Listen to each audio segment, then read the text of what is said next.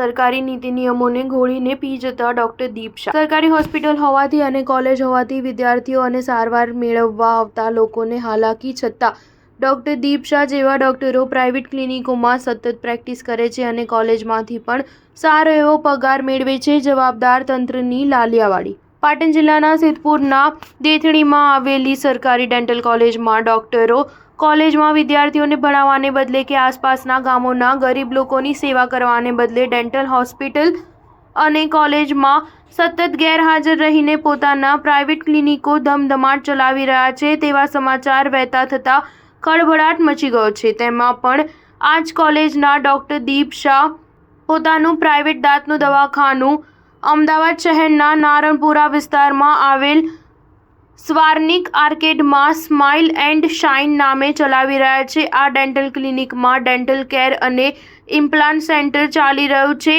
તે ધમધોકાર ચાલી રહ્યું છે. સૂત્રો દ્વારા મળતી માહિતી મુજબ એસોસિએટ પ્રોફેસર ડોક્ટર દીપ શાહ કોલેજમાં તેમના આકાઓની મહેરબાનીથી કોલેજમાંથી સરકારી મોટો પગાર મેળવે છે અને તેમની પ્રાઇવેટ દવાખાનામાં પ્રેક્ટિસ પણ ધમધોકાર ચાલી રહી છે. આમ તેઓ બેવડી નીતિ અપનાવીને સરકારની આંખોમાં ધૂળ ઝોકીને સરકારી તિજોરીને ઝટકો લગાવી રહ્યા છે. સૂત્રો દ્વારા મળતી માહિતી મુજબ સિદ્ધપુરમાં આવેલ સિદ્ધપુર ડેન્ટલ કોલેજના ડોક્ટર દીપ શાહ પોતાના પ્રાઇવેટ ડેન્ટલ પ્રેક્ટિસ કરી લાખો રૂપિયા કમાઈ રહ્યા છે અને સાથે જ સરકારી મસમોટો પગાર મેળવે છે તે જુદો.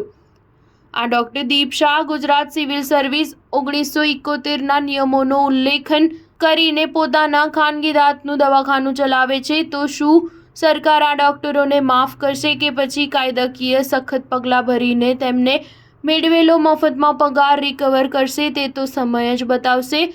શું આ ગેરકાયદેસર ખાનગી ક્લિનિકમાં પ્રેક્ટિસ કરવામાં તંત્રની પણ મિલીભગત હશે કે શું? સ્ટાર ન્યૂઝ 7 હંમેશા સચ્ચાઈની સાથે.